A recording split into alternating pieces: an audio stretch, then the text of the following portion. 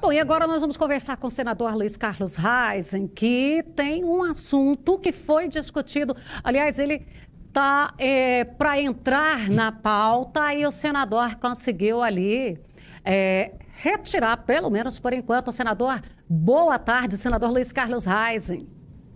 Boa tarde, Fabélia. Boa tarde aos seus telespectadores. Nós, juntamente com o senador Carlos Fávaro e o senador Jaime Campos, lá do Mato Grosso, nós assinamos um requerimento com outros colegas senadores também que nos apoiaram, para que nós retirássemos de pauta o projeto de lei 827, que traz uma insegurança muito grande para os imóveis rurais e os imóveis urbanos, né? Então, tínhamos já um relatório aprovado na Câmara, recentemente, e nós vimos da exiguidade de tempo para aprovar essa matéria. Traz uma insegurança muito grande na cidade, os imóveis urbanos e também os imóveis rurais. Sejam as casas de moradia, Fabélia, e sejam também as lojas, né? De uma certa forma, já tem hoje um ato do próprio Supremo Tribunal Federal dando resguardo a esse fato. Mas traz uma insegurança jurídica muito grande para os donos de imóveis urbanos e também os imóveis rurais. Imagina, você invade uma propriedade, o prazo é até o final do ano, não tem nada, invadiu, tu não tira mais.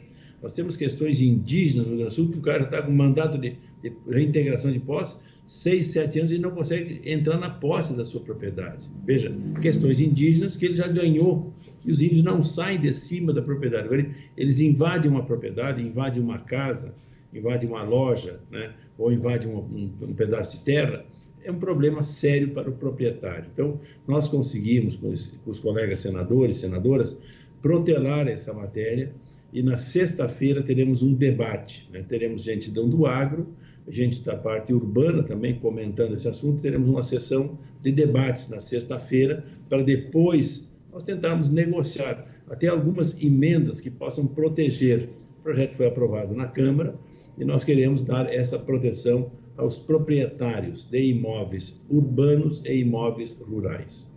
Senador, e falando mais especificamente do lado rural, a gente acompanha em grupos do Brasil inteiro, e quando surgiu essa discussão que haveria a possibilidade de impedir os despejos em período de pandemia, os produtores ficaram muito preocupados. O medo era justamente esse, o medo de ter as suas áreas invadidas. E uma vez invadida, não vamos nem falar daqueles casos que já estão com processo em andamento, com ordem de reintegração. Mas haveria também, como o senhor bem menciona, aí uma insegurança jurídica, porque seria basicamente um incentivo à invasão. No governo Bolsonaro caiu muito, praticamente você não ouve mais falar em invasão de propriedade.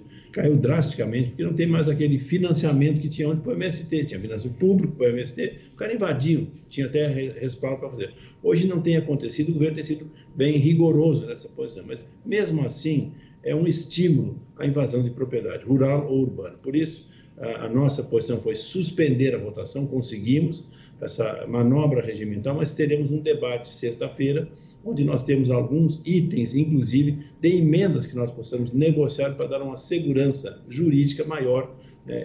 O relator não estava aceitando nenhuma emenda, então nós conseguimos, juntamente com o senador Carlos Fávaro e Jaime Campos, suspender a votação. O presidente Rodrigo Pacheco concordou, suspendemos a votação, vamos fazer um debate na sexta-feira e na semana que vem voltaremos nessa matéria.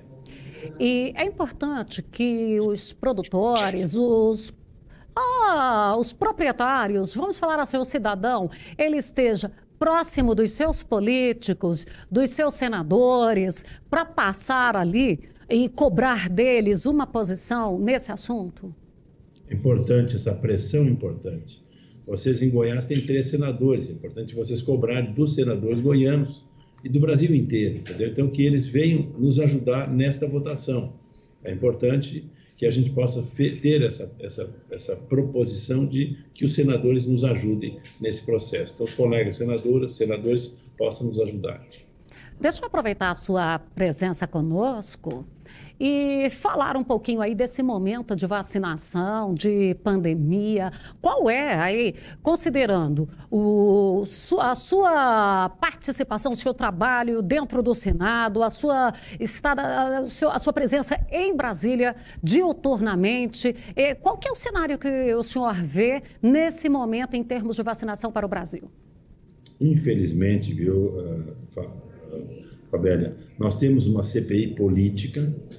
Disse no meu primeiro pronunciamento, nós tivemos 6 semanas, já estamos nas 6 semanas, quando eu disse ao ex-ministro Mandetta, infelizmente, os 33 senadores que assinaram essa CPI, com o respaldo do Supremo Tribunal Federal, instalaram a CPI, eles têm maioria, e a CPI é política, porque tem um interesse, único interesse, é prejudicar o governo Jair Bolsonaro, certo?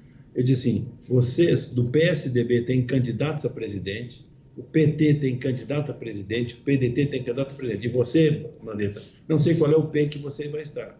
Nós estivemos juntos em 2018, mesmo palanque, e esse ano vão estar em palanque separado em 2022. Então, esse é um fato, Fabélia. E o que você ouve falar, e principalmente a grande mídia brasileira, Rede Globo, Folha de São Paulo, essa grande mídia já tem foco, já tem lado, é queimar o presidente Bolsonaro. Deixa eu dar um dado. O Brasil já entregou 105 milhões de doses de vacina, já distribuiu para os estados brasileiros. Tinha vacinado, até ontem, 74, quase 75 milhões de brasileiros com a primeira e, em alguns casos, com 2 doses. O Brasil hoje é o 4º país do mundo em doses aplicadas. A China em primeiro lugar, Estados Unidos em segundo lugar, terceiro é a Índia, em 4º lugar vem o Brasil. Então, é o 4º lugar em doses aplicadas. E a crise de vacina não é apenas no Brasil, a crise é no mundo inteiro. Eu vi a semana retrasada a Organização Mundial da Saúde criticando a União Europeia por atrasos na vacinação, que também não estavam cumprindo, né, com seus prazos. Então, isso é no mundo inteiro que está acontecendo. Um outro ponto importante, Fabélia. O governo brasileiro, o governo Bolsonaro, através do Ministério da Ciência e Tecnologia, o ministro Marcos Pontes, o doutor Marcelo, estão produzindo 16 vacinas brasileiras, 16 vacinas brasileiras para o combate à pandemia. 3 estão bem adiantadas, uma na USP em São Paulo e Ribeirão Preto, uma outra no INCOR em São Paulo, e a terceira na Universidade Federal de Minas Gerais. Essas vacinas, Fabélia, em 4 ou 5 meses, já deverão estar aprovadas pela Anvisa e prontas para fabricação. São vacinas brasileiras. Então, esse é o esforço do governo Jair Bolsonaro nesse sentido. E um outro ponto importante, eu estou fazendo parte de um grupo de senadores que nós estamos pressionando o governo para que as indústrias brasileiras, nós chamamos aqui a Farma Brasil, que tem 12 laboratórios brasileiros, né? São empresas, tem 4 laboratórios de medicamentos veterinários. Então, nós temos 16 laboratórios que podem produzir vacina, tem interesse nessas vacinas. Então, esses 16 laboratórios poderão trabalhar nas vacinas brasileiras, produzir em universidade que não tem capacidade para fabricar a vacina em si, envasar, enfim, e também a Anvisa tem 16 substâncias aprovadas, 13 já aprovadas pela Anvisa, que são as vacinas chinesas, indianas, inglesas, canadenses, belgas e agora, por último, a Sputnik russa. Esses IFAs dessas vacinas, esse material que já está sendo produzido pelo Butantan ou pela Fiocruz, com recursos federais, né, também poderão abrir espaço para que esses laboratórios possam fabricar. Então, escreva o que eu estou dizendo. Esse trabalho que nós estamos fazendo, nós vamos fazer com que esses nossos laboratórios possam produzir vacinas no Brasil. Primeiro, para o mercado interno e segundo, até para exportação. Muito importante, a Índia não está vencendo fazer vacina para o seu povo, entendeu? A população é muito grande. Tem menos que nós vacinados, 14% da população vacinada. Então, é importante que nós possamos produzir vacina para o povo brasileiro e também para exportação. Então, são notícias positivas, Fabélia, que você não ouve na Globo, que só queima o presidente todo santo dia. Essas coisas estão acontecendo no Brasil. E nós queremos fazer um grande programa para que o governo Bolsonaro possa anunciar esse programa, né, com esses laboratórios privados. Imagina um laboratório de medicamento veterinário que fabricava vacina para aftosa. A diferença é a forma do IFA que é usado, o mesmo princípio ativo. Não é o mesmo porque é uma vacina diferente, mas é o mesmo princípio da fabricação da vacina da febre aftosa. Então, isso tudo já está em andamento, com o Ministério da Saúde, com o Ministério da Agricultura, com o Ministério da Ciência e Tecnologia, com o Ministério das Relações Exteriores, com o Ministério da Economia, da Casa Civil. Nós estamos fechando esse acordo com os laboratórios privados brasileiros para o Brasil ser um grande produtor de vacinas. Então, esse também é uma notícia positiva, que ele está animar o nosso povo, né? Nós temos vacinas compradas, o Brasil já comprou 662 milhões de doses de vacina, o governo Bolsonaro já comprou desses diversos laboratórios, e agora estamos nessa tratativa para sermos produtores de vacina com esses laboratórios nossos brasileiros, de medicamentos humanos e de medicamentos veterinários. Senador, o assunto desvia do foco do programa em específico, mas ele interessa a gregos e troianos. Então, deixa eu aproveitar mais um pouquinho. Quando falamos de aproveitar os laboratórios para medicina veterinária, nós estamos falando daquela logística deles, da expertise, assim como quando chegou a vacinação, que o Brasil não precisa treinar as equipes para vacinar, porque a gente já tem uma cultura de vacinação. Seria por esse caminho? Sim. Primeiro, as universidades que já estão fabricando, e segundo, as vacinas já aprovadas pela Anvisa, certo? Então, nós estamos trabalhando com a Anvisa e com esses ministérios todos, focando com os laboratórios para o Brasil ser fabricante de vacina para o mercado interno e também para a exportação. Muito importante isso aí nesse instante. E uma outra questão importante, que nós estamos sendo demonizados, chama-se tratamento precoce. Tratamento precoce, esse tratamento que você começou com ivermectina, que nós usamos para o gado e pode usar para os humanos, cloroquina, hidroxicloroquina, azitromicina. A pesquisa brasileira descobriu a ANITA, que também foi o Ministério da Ciência e Tecnologia. Hoje os Estados Unidos já nos copiaram, hoje está patenteado nos Estados Unidos e outros países já patentearam também. A ANITA, que é nossa, brasileira, veja os nossos cientistas fabricando coisa.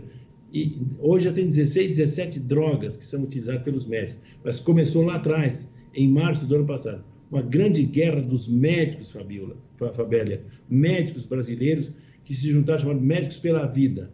São médicos, eu tenho 14 mil médicos com seu CRM do Amapá ao Rio Grande do Sul. Esses médicos enfrentando o Ministério Público. Ações na justiça porque não pode prescrever essa medicação. O Conselho Federal de Medicina deu amparo aos médicos. Medicamento off-label, ele pode prescrever o que quiser. O médico é autônomo. Eu estou em Jataí, estou em Rio Verde, estou em qualquer lugar, o médico lá vai prescrever o que ele quiser prescrever.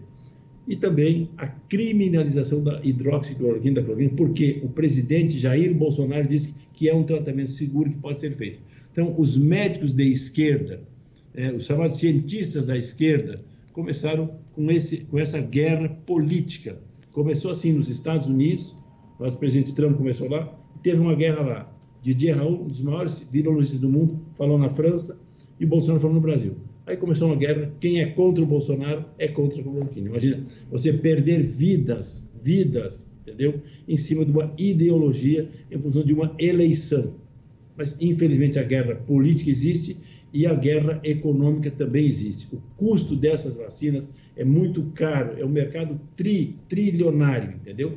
Mas, ok, é a guerra, é importante que a população goiana que está nos assistindo possa entender esse raciocínio, que é uma guerra política, ideológica e também econômica. Senador, você mencionou aí a questão é uma guerra econômica e a gente está vendo a economia no Brasil dando os seus sinais de positividade. E nesta quarta-feira a gente viu a Folha de São Paulo dizer que a economia despiora. Não é muita vontade de ver o circo pegando fogo? Você veja o seguinte, o jornal Wall Street Journal, esse jornal põe na capa, o Brasil é referência na América Latina. O jornal Wall Street Journal, nos Estados Unidos, elogiando o Brasil. E a Folha de São Paulo, o jornal O Globo, o jornal Estado de São Paulo, falando esse tipo de termo aí, entendeu? Então é muito complicado ver o interesse também da imprensa, dessa grande imprensa do Brasil hoje, contra o governo. Afinal, o que eles querem? torce para o Brasil ou torce contra o Brasil. Infelizmente, é o que nós estamos assistindo nesse instante. Grande parte da imprensa, Ministério Público Federal, muitas vezes em cima disso, e o próprio Supremo Tribunal Federal, né, juntando essas partes, o próprio Tribunal de Contas da União. Eu não quero imaginar o que nós estamos enfrentando nesse instante aqui. Tudo contrário ao presidente Jair Bolsonaro, porque ele está dando, o Brasil que está dando certo, entendeu? E muito da nossa área, sabe? Você sabe que eu sou agrônomo, sou produtor rural, colega do Valdecir Sobernigo, meu amigo, então nós formamos juntos, trabalhamos juntos pelo agro, entendeu? Hoje é o que está puxando a ponta desse país, é a agricultura, a pecuária, a produção. O Brasil conseguiu agora conquistar livre de febre aftosa sem vacinação. Rio Grande do Sul, Paraná, parte do Amazonas, parte do Mato Grosso. E outros estados, então, na mesma Rondônia, Acre também entraram. Então, isso aí tudo andando nesse processo, entendeu? Então, acho que é muito, muito importante nós estarmos trabalhando pelo agro, trabalhando pelo desenvolvimento do nosso país, com um governo sério, livre da corrupção. Bom, senador, eu quero agradecer sua participação conosco e dizer que o Sucesso no Campo está aberto a qualquer momento que quiser. Nós teremos uma honra em recebê-lo aqui. Muito obrigada. Um abraço a você e aos telespectadores do Sucesso no Campo. Prazer falar com você.